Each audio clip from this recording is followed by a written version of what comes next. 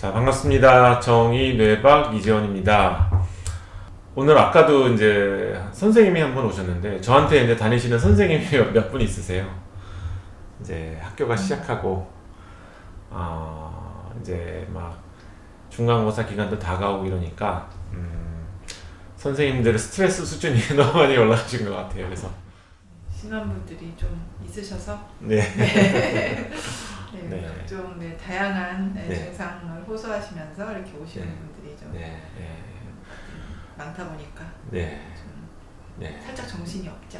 그러다 보니까 요즘 뭐 공황장애, 공황 증상으로 오시는 분들도 많이 늘었고요. 네, 맞아요. 진짜. 그래서 공황장애 환자분들이 오시면은 네. 어떻게 주로 대처를 해주시나요? 우선은 이제 급성 증상이 있냐 없냐 이제 뭐 그걸 우선 이렇게 분류를 해서 급성 증상이 있어가지고 막 죽을 것 같고 너무 불안해가지고 상황 네. 판단이 안 될 정도로 된다 그러면 네. 빨리 이제 불안을 가라앉혀주고 네. 그게 급성무고 네. 그런 것까지는 아니고 이제 네. 조금 본인이 좀 약간 조절할 수는 있지만 조금 네. 힘들다 이 정도라면 네. 이제 불안이 올 수 있는 상황이나 이런 부분에 대해서 같이 네. 이제 분석을 해보죠. 공황장애라 그러는 게 뭐 저는 그렇게 설명을 하고 다녀요. 그러니까 내가 지금 느끼는 게 공황장애가 맞나요? 이걸 궁금해하시는 분들 꽤 있으신 것 맞아요, 같아요. 맞아요. 네. 그럼 저는 이런 식으로 설명을 드려요. 이 두 가지 불안이 이제 같이 공존하는 게 이제 공황장애다. 네.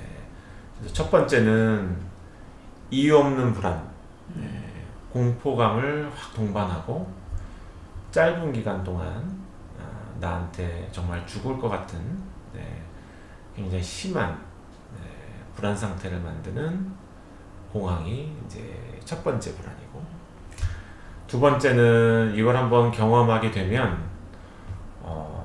이게 너무 공포스러운 경험이다 보니까 이게 이제 예기 불안이라는 게 따라서 동반하게 되는 거죠.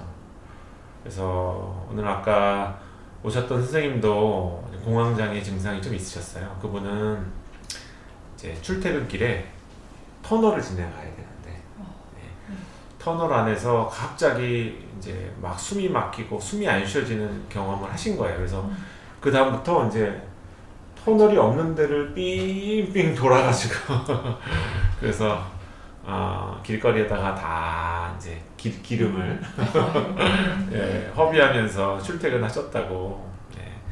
그래서 그게 이제 좋아지셨었는데 이번에 다시 이제 학기가 시작이 되면서 다시 이제 터널 들어갔는데 또 이제 비슷한 불안이 가슴이 막 두근거리시더래요. 그래서 또 다시 시작한 것 같다고. 3월에 바빠서 오지 못해서 약을 좀 끊었었는데 다시 이제 치료를 하셔야 되겠다고 이제 그렇게 말씀을 하시더라고요. 이제 자낙스라고 하는 약을 알프라졸람 이런 약 굉장히 짧고 이제 작용 시간이 좀 짧으면서 진정 효과가 좀 강하거든요. 그래서 이런 약을 많이 처방을 하시죠. 근데 이제 이게 치료제라고 보기는 조금 어려워요. 왜냐하면은 그냥 불만 꺼트리는 거지 불이 난 원인이 제거가 되지 않거든요. 그래서 약효가 떨어지고 또 비슷한 상황이 오게 되면 또 공황 발작이 반복적으로 발생을 하게 되는 거죠. 그래서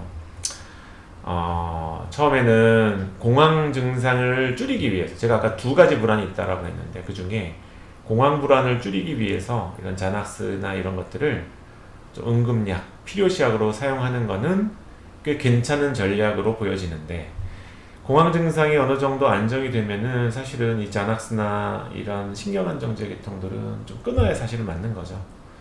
그리고 좀 근본적인 원인에 좀 집중을 해서 치료를 이어나가는 게 이제 중요하죠. 그래서 제가 봤을 때는 이 단계가 있는 것 같아요. 처음에는 안정제나 이런 것들 좀 이용하더라도 공황 발작의 빈도를 줄여주는 게 이제 첫 번째 치료. 그러면 이제 뇌 건강 상태를 좋게 만들어주는 게 이제 첫 번째 치료 목표라고 한다면 이 시기가 지나가게 되면 안정제는 끊고 그 두 번째 단계로 들어가서 예기 불안을 좀 잡아줘야 되는 거죠. 왜냐하면 이게 불편감을 더 주기 때문에. 근데 이제 예기 불안은 약간 공포에 가깝습니다. 공포심, 공포 쪽에. 그래서 공포는 피하면은 없어지지 않아요. 그러니까 어렸을 때 만약에 강아지 물렸다. 강아지랑 친해지는 경험이 없으면 나이가 40, 50, 60이 돼도 강아지에 대한 공포는 없어지지가 않거든요. 강아지한테 친해지는 이런 그래서 이게 글쎄 이거를 뭐 노출 치료라고 할까요? 노출이 되어야 결국 치료가 돼요. 그래서 뭐 예를 들면은 공황 장애가 내가 뭐 지하철을 타고 가다가 공황 증상이 생겨서 지하철을 못 타게 됐다. 지하철 탈 때마다 막 너무 불안해가지고 이거는 못 타겠다. 이렇게 된다면 일단은 공황 발작의 빈도가 충분히 없어진 이 상태부터는 노출 치료를 해야 되는 거죠. 그래서 짧은 구간 지하철을 좀 타보는 그래서 괜찮구나. 근데 타보기 전에 불안이 너무 올라올 때를 대비해서 몇 가지 준비가 필요할 거예요 아마도.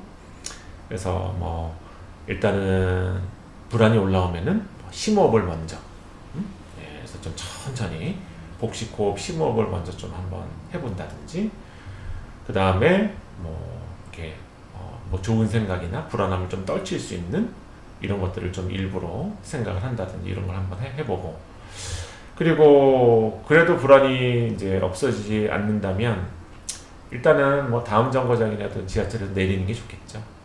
그래서 조금 좀 뚫려 있는 이런 공간에서 약간 좀 신선한 공기를 좀 호흡할 수 있게 이렇게 하고 그래도 진정이 안 된다 그러면은 뭐 필요시약 같은 거를 하나 갖고 계시다가 가장 마지막 방법에는 불안을 좀 줄이기 위해서 이제 그런 거를 그래서 내가 뭐 3단계 전략으로 가겠다 그러면은 그 순서를 딱 정해서 그걸 갖고 노출 치료를 진행을 해보시는 거죠. 처음에는 한 5 정거장을 목표로 해서 한다든지 그 다음에 조금 더 늘려보고 이렇게 그래서 점점 내가 이런 게 이제는 공황이 다시 와도 내가 충분히 이런 것들에 대해서는 대응이 가능하다 이런 안심이 돼야 결국 이제 얘기 불안까지도 다 없어지는 이제 이런 상태가 이제 만들어질 수가 있겠죠. 네, 그래서 저도 뇌파를 꼭 공황 발작이 오면 뇌파를 꼭 찍는데 정말 환자들이 똑같은 공황 발작이나 이런 게 있는데도 뇌파 패턴이 다른 경우가 있거든요. 그래서 이렇게 스스로에 대한 그 이해도도 좀 높일 수가 있고 뇌파를 보면서 그래서 뇌 건강을 먼저 좀 좋게 하는 거 그게 정말 꼭 같이 이루어지는 과정이 꼭 필요한 것 같아요. 뭐 증상의 물론 조절도 안정제나 이런 걸 통해서 필요하겠지만 어차피 이제 이렇게 앞으로 길게 쭉 공황 발작이 없이 가야 되기 때문에 나의 뇌 상태에 따른 그런 맞춤 치료라고 할까? 근데 이런 거를 하는 게 굉장히 중요하겠다 이런 생각이 들죠. 저희가 오랜만에 이제 유튜브 촬영을 하고 있는데요. 그래서 오늘 이제 공황 장애 주제에 대해서 간단하게 이제 말씀을 나눠봤습니다. 그래서 궁금하셨던 분들에게 좀 도움이 되는 정보였으면 좋겠다라는 생각이 드네요. 오늘 공황 장애 편 시청해 주셔서 감사합니다. 오늘 이걸로 마치겠습니다. 네, 감사합니다. 네, 감사합니다.